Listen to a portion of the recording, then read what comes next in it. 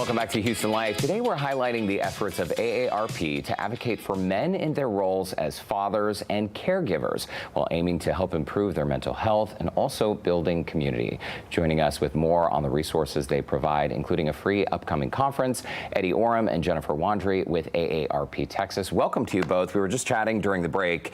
First of all, it's tough to get men to open up. It's tough for them to share their feelings, to talk about what's concerning them. The Men Who Care Conference, this is coming up Saturday, June 28th, starting at 8 a.m. to 2 p.m., Buffalo Soldiers National Museum.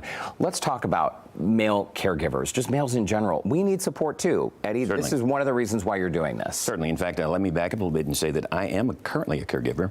I have moved my 91-year-old aunt who has Alzheimer's into my home, so I am a current caregiver. And so I realized up front that I had to learn some things to be the best caregiver that she deserved. My goodness. And I can imagine that there was probably a time in your life when you could not have imagined being in the situation you're in right now. Culturally, I always knew that I would be there for my mom and my family. That's the kind of family I was brought up with. That's the kind of person my dad was. But I never realized I would be dealing with some of the cases and needs of Alzheimer's.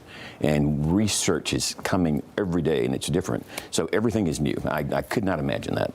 Jennifer, AARP is really trying to make an effort to bridge the gap between the resources available in communities and the people in the communities who need them. Mm-hmm. Tell us about this conference, the Men Who Care Conference. It's totally free. You register in advance. What's your aim here? Yeah, so AARP is a big advocate of caregiving and just caregiving policies and resources. So our aim is to just open up that door for men to start having these conversations. Men often don't talk about things, right? So how can we help bring those resources together? We're having other organizations also join us at the conference and provide those resources to everyone. And of course, everything is completely free. You don't have to be a member to attend any of our programming or events, but in addition, we have programming and events for caregiving, related to caregiving throughout the year.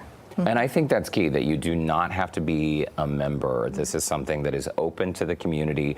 Why is it important to partner with all these different community organizations? And we should point out, too, that here in Houston, we are so lucky that we have such a breadth of resources available to us. Why is their partnership so key? Well, I think one of the things that's important is because we have so many different needs, whether it's elderly care with dementia of any type, frontal temporal, Alzheimer's, or just aging, taking care of your grandchildren. We have people who are involved in kinship organizations where a grandparent's raising their grandchild, or a cousin being raised by another uncle. In my case, my aunt has 2 children, yet I'm her caregiver. So we need all these different resources. We have so many opportunities to resolve issues and to support people. And one of the reasons we're bringing them together is because we get the resources in one spot.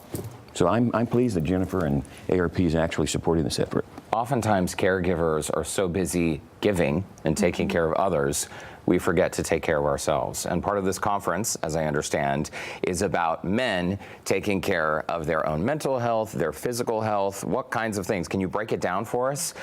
Community building. I mean, and I understand there's like a barbershop situation that may happen. Yes, we actually will have for one of our sessions what we refer to as the men's room, with barber chairs and people actually getting their hair cut, and neurologists and urologists there. So all these conversations that we don't have with each other, we're going to actually bring them to the surface and ensure that we talk about them so we can learn from each other. Mental health, stress, taking care of yourself is a huge one, because so many times we realize that we simply don't know when to stop and when to ask for help. We don't know how to ask for help. So we'll have those subjects as well. I think that's so important. Starting the conversation, real-life tools to help us face real-life challenges. Why is the Buffalo Soldiers Museum, Jennifer, the perfect place to host this conference? Yeah, I think it's a pillar of our community, and it serves like a good location for everyone to kind of meet in one spot in community. We want to keep all our programming in community, so this is a great place for us. Mm-hmm. And we're just about out of time, but I can imagine, we mentioned briefly building community.